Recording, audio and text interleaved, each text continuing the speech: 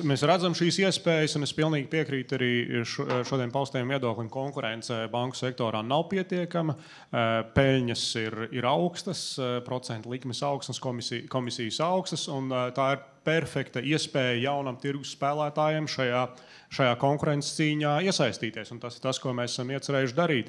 Jūs jautājāt par izmaksām, tad pēdējie mūsu publiskie dati ir pusgada rezultāti. Tu no tiem varēja redzēt, ka mēs bankas izveidē bijām tajā brīdī ieguldījuši nedaudz virs 7 miljoniem eiro, kas, protams, ir milzīga naudas summa no vienas puses, no otras puses.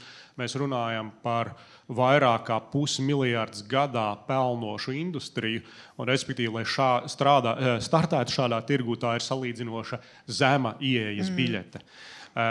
Ja mēs salīdzinām ar situāciju, kad mēs uzsākām savu darbību pensijas pārvaldes tirgū, tad patiesībā riski mums bija daudz lielāki. Mēs sākām ne no kā.